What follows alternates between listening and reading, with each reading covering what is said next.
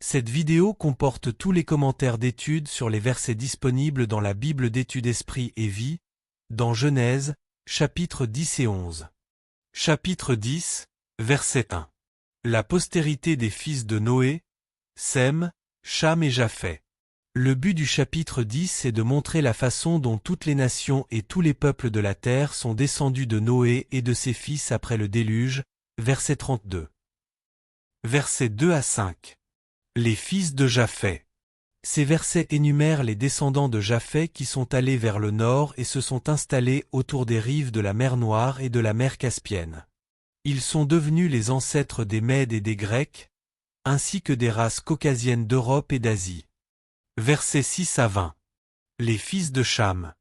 Ces versets énumèrent les descendants de Cham qui se sont installés au sud de l'Arabie, au sud de l'Égypte, sur la côte est de la Méditerranée et sur la côte nord de l'Afrique.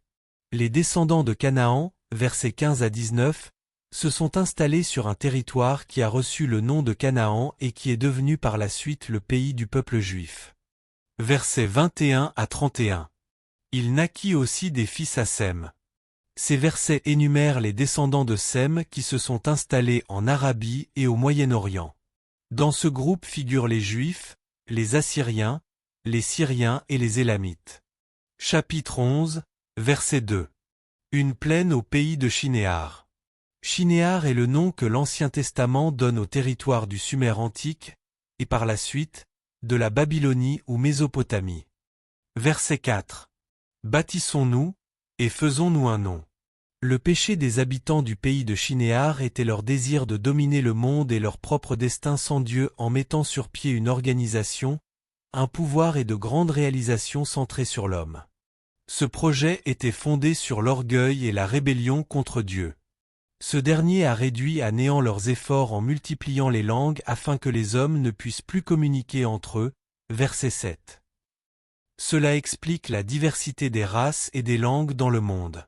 L'homme s'est alors détourné de Dieu pour s'adonner à l'idolâtrie, la sorcellerie et l'astrologie, voir Ésaïe 47 verset 12, voir Exode 22 verset 18, note, Deutéronome 18 verset 10, note. Cette condition spirituelle des hommes est décrite dans Romains 1 verset 21 à 28. C'est pourquoi Dieu les a livrés au désir coupable de leur cœur, Romains 1 verset 24, verset 26 et verset 28, et s'est tourné vers Abraham pour commencer à mettre en place un moyen de salut pour l'humanité, voir note verset 31. Verset 28. Ur en Chaldée.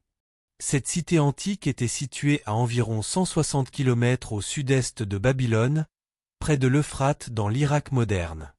Le patron de la ville était Sin, le dieu lune. Verset 31. Abraham, son fils. Avec le verset 27 commence l'histoire d'une famille choisie par Dieu pour apporter la rédemption à la race humaine. Le chef de cette famille était Abraham, nom qui, plus tard, est devenu Abraham, voir chapitre 17 verset 5, il a vécu au environ de l'an 2100 avant Jésus-Christ. En Actes 7 versets 2 à 3, Étienne déclare que Dieu est apparu en premier à Abraham dans le pays des Chaldéens avant que ce dernier n'arrive à Charan, voir chapitre 15 verset 7, Néhémie 9 verset 7.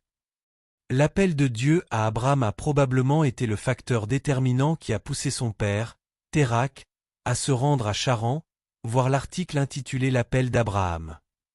Abraham, qui est devenu le patriarche de la nation juive, était un descendant de Sem, chapitre 11 verset 10.